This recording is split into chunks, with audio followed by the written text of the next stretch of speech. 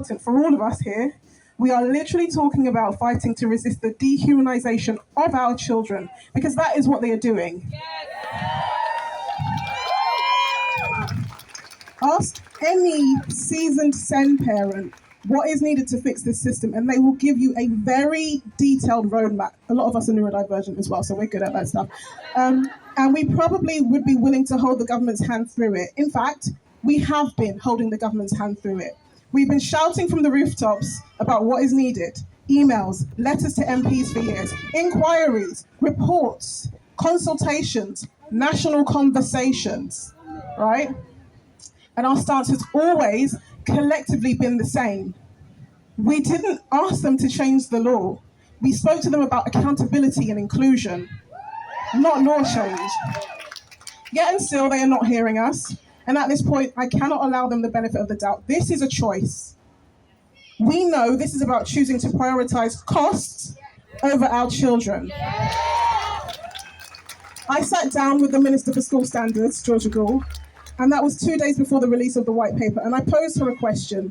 I said, given that the statutory system are currently still failing so much, they're still failing as far as identifying need across various identities, across gender, across race, across co-occurring disabilities, and you now plan to tighten those thresholds as to what should be considered need, how do you plan to address this gap that sees thousands of our children failed, sees thousands of our children given behavioural sanctions over much needed support? That is a massive blind spot.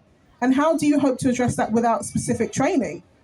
And she told me they weren't quite sure at that point. This was 2 days, genuinely, that's what she said. And this was 2 days before the white paper was released.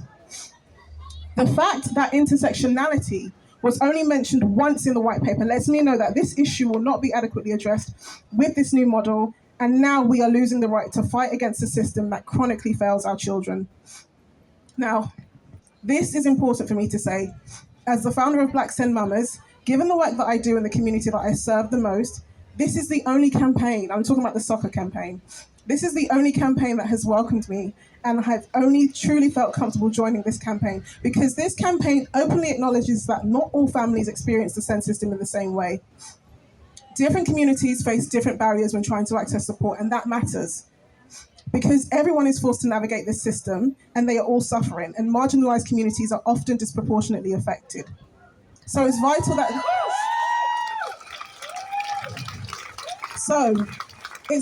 that these movements are diverse, inclusive of everyone, all the families impacted, because when we all come together to strengthen our collective voice, our impact is so much stronger, especially in terms of policy change, and that is how real change happens. So I know I have been privileged enough to actually see when the system does things the right way. I've experienced how life-changing and powerful it can be, and we can all agree there is not one child on earth who doesn't deserve that chance. So we need to fight to save our children's rights, because we cannot keep losing our children's smiles. Thank you.